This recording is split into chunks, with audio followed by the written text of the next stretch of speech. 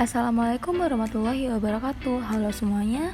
Di sini kami ingin menjelaskan tentang salah satu dari uji non-parametrik, yaitu ANOVA Kruskal-Wallis Test. Sebelum itu, izinkan kami memperkenalkan diri. Pertama ada Khairunisa, yang kedua ada Kevin Bondan Prayogo, yang ketiga ada Dinda Sari, lalu yang terakhir ada Kandi Wahyu Jati. Lalu langsung saja di sini kami ingin menjelaskan apa sih itu Kruskal-Wallis Test. Menurut Widya Smara dan Rahayu pada tahun 2019, uji Kruskal-Wallis merupakan alternatif dari uji one way ANOVA. Kruskal-Wallis adalah uji non-parametrik yang tujuannya adalah untuk menentukan apakah terdapat perbedaan signifikan antara dua atau lebih kelompok. Uji Kruskal-Wallis tidak memerlukan asumsi data berdistribusi normal dan homogen menurut Ulansari pada tahun 2019. Lalu selanjutnya ada beberapa syarat dari penggunaan Kruskal-Wallis Test. Yang pertama yaitu data berasal dari sampel independen. Yang kedua, data dalam skala ordinal, interval atau rasio. Lalu yang terakhir, populasi tidak harus berdistribusi normal, namun memiliki variabilitas yang serupa antar kelompok. Lalu untuk mengerjakan Kruskal-Wallis Test, pastinya dibutuhkan rumus. Berikut ini rumus dari Kruskal-Wallis Test, yang dimana H itu mengartikan nilai Kruskal-Wallis, N yaitu total jumlah data, RI jumlah peringkat pada kelompok KI, NI jumlah data dalam kelompok KI, lalu K yaitu jumlah kelompok. Lalu selanjutnya di sini kami membuat rumusan masalah. Yang pertama itu ada apakah terdapat perbedaan jumlah kelas yang dihadiri mahasiswa berdasarkan jarak tempat tinggal mereka dari kampus. Lalu yang kedua, apakah terdapat perbedaan tingkat stres mahasiswa berdasarkan semester yang mereka tempuh.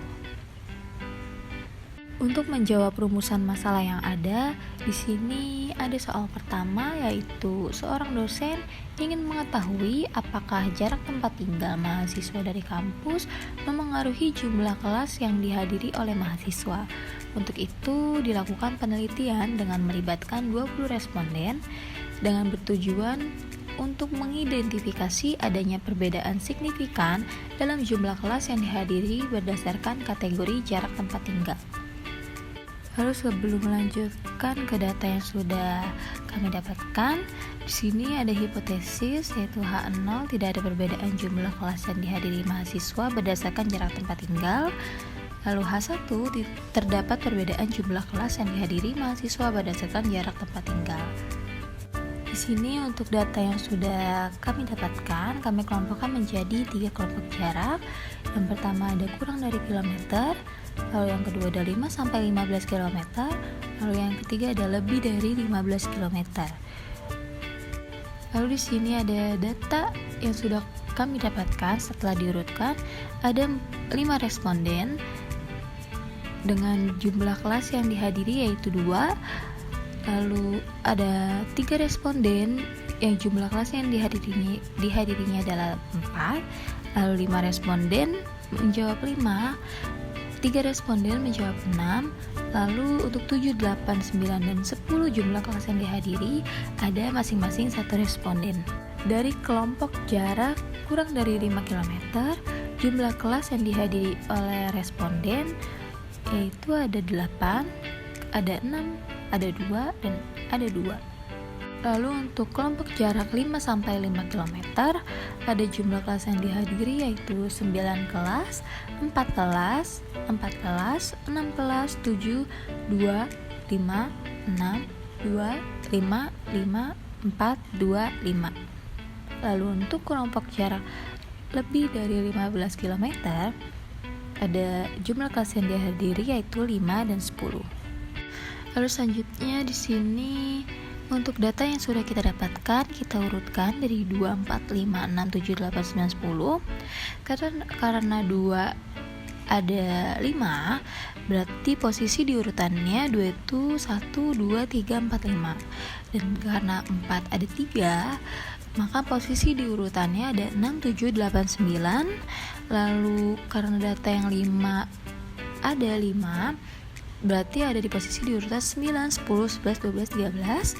Untuk 6 ada 3, berarti 14, 15, 16. Untuk 7 berarti 17, 8, 18, 9, 19, 10, 20. Lalu di sini kita menghitung ranking dengan cara seluruh posisi di urutan ditambah lalu dibagi banyaknya posisi di urutan. Yang pertama ini untuk data yang 2, posisi di urutannya adalah 1, 2, 3, dan 4, dan 5. Ini ditambah lalu dibagi 5 menghasilkan 3,0 atau 3.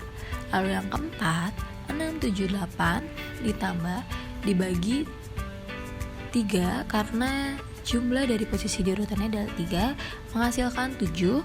Lalu yang kelima 9 ditambah 10 ditambah 11 ditambah 12 ditambah 13 dibagi 5 menghasilkan 11. Lalu yang keenam 14 tambah 15 tambah 16 dibagi 3 lalu menghasilkan 15.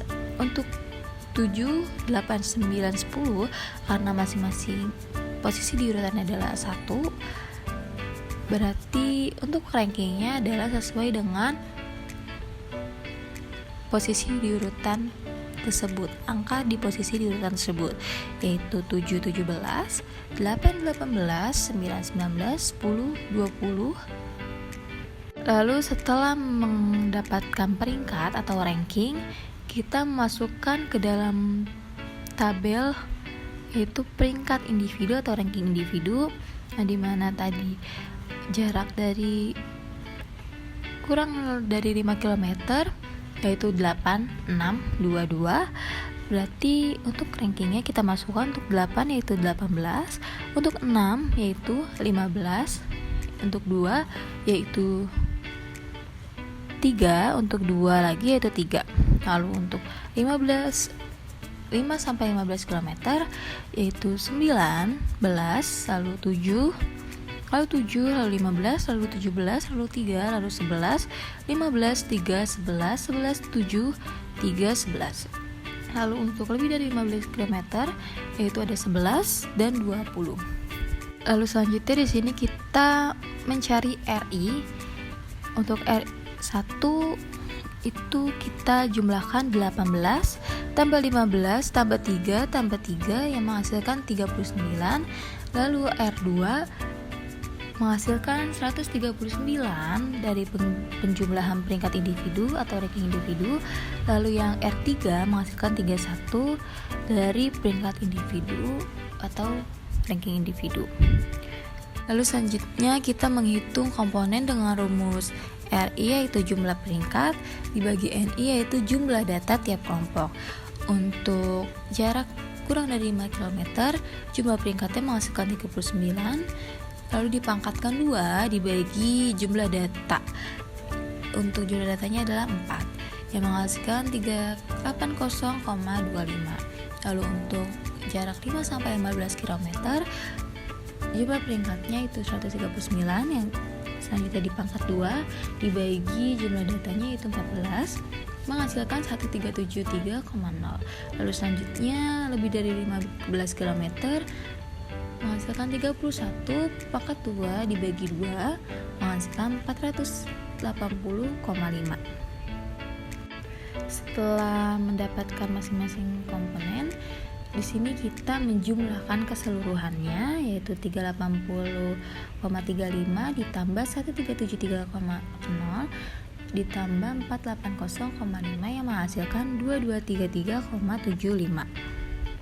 Lalu setelah itu hasil dari perhitungan yang sudah kita dapat kita masukkan ke dalam rumus Kruskal-Wallis.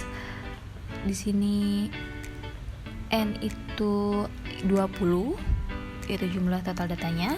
Lalu K-nya 3 yaitu jumlah kelompok. Lalu di sini untuk NI ada 3 karena kita sudah mengelompokkan menjadi 3 kelompok. Untuk N1-nya itu ada 4, N2-nya ada 14, N3-nya itu ada 2.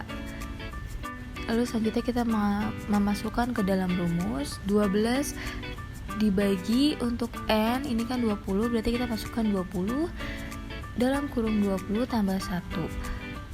Lalu di sini karena hasil yang sudah kita dapat itu 2233,75, lalu kita masukkan ke dalam rumus. Lalu dikurang 3 dalam kurung 20 tambah 1. Lalu di sini 12 dibagi 420 dikali 2233,75 dikurang 63.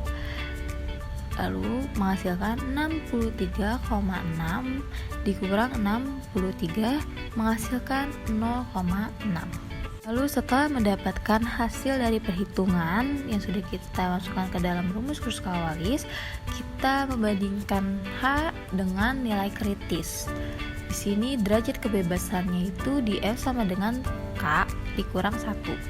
Yang dimana K yang kita punya itu 3, berarti dikurang 1 sama dengan 2.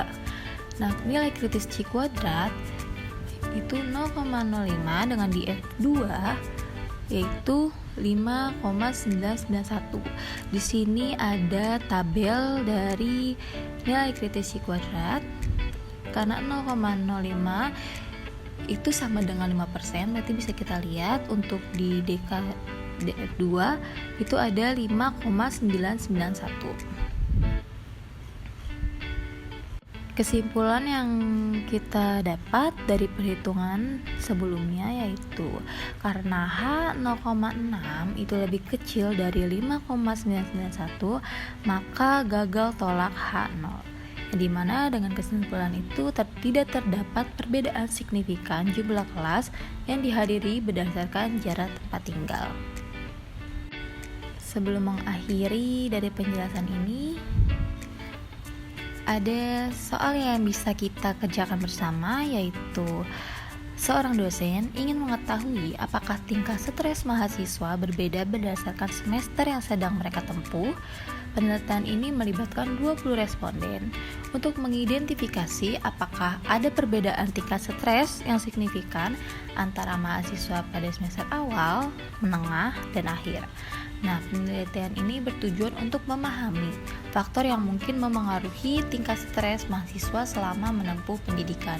Lalu di sini kita sudah mendapatkan data dari responden dengan kelompok semester 3, 5, 7.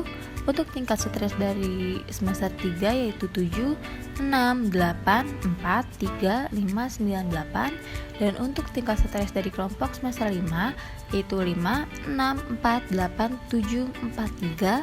Lalu untuk tingkat stres dari semester 7 yaitu 9, 8, 7, 6, 5. Selamat mengerjakan dan mohon maaf jika ada kesalahan dalam kata. Terima kasih. Wassalamualaikum warahmatullahi wabarakatuh.